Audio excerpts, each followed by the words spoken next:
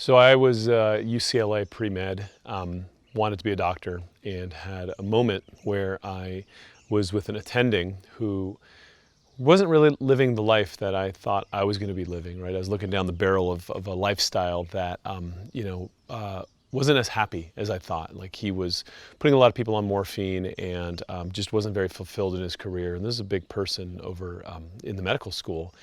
And so I had this crisis of, wow, I thought I was going to do this thing my whole life. And got a little confused. And so I actually asked, at the time I was like, hey, God, if you're out there, I could sure use some help right now. And I was walking through a library at UCLA, and this doesn't normally happen, but a book fell out of a bookshelf, 15, 20 feet in front of me. And so I walk up. I actually thought someone was messing with me. I looked around. It's like, no one there, I'm there. And it was a book about a Taoist master leading his disciples across a raging river during a storm by connecting their lower energy centers. And this is all foreign to me at the time. I'm, a guy at UCLA going to medical school, and checked out the book, obviously, because I asked for a clue, and there it was. Read it that night, found a Taoist Kung Fu school the next morning, and it turned out that this was the senior student of an abbot from one of the main monasteries that got burned down during the Cultural Revolution, and the master had made it to America. And I was standing in front of his senior student, and next thing I know, I became a student, became a monk, traveled the world, studied with the Dalai Lama, studied with the Karmapa Lama, and just kept going.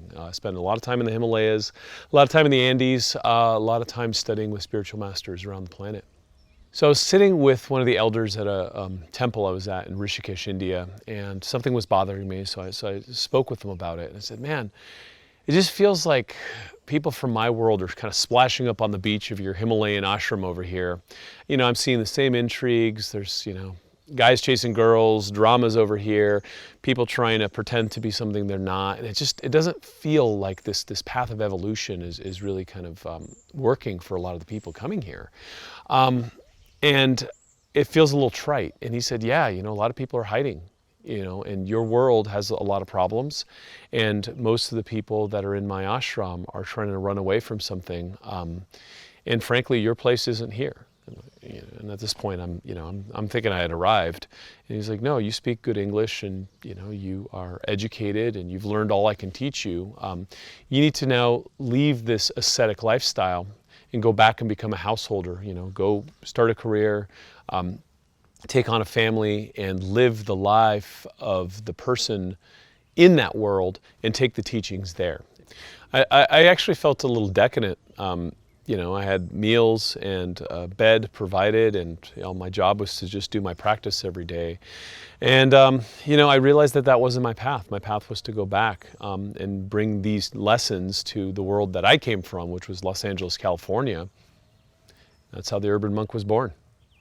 So a lot of the work that I had done with patients and then clients, people that I was teaching, really revolved around stress. Everyone's so stressed out. Everyone's freaked out about, all the pressures in their life.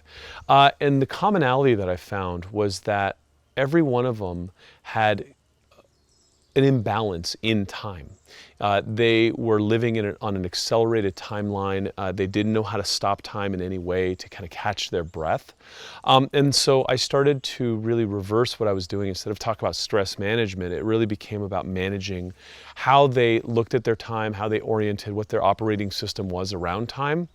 And what was pretty hard to do, which is try to take the boiling lid off of a pot on someone who's already kind of exploding, especially in Los Angeles, became much easier, and I saw lives start to change pretty rapidly. And so as a clinician, you look at evidence-based medicine, and so I'm like, whoa, hey, whatever that was is working. And I just kept following it in for years, thousands of patients, just really orienting myself to finding a way to swim upstream and help people understand how not to need my help as much. And that was really the birth of the Art of Stopping Time.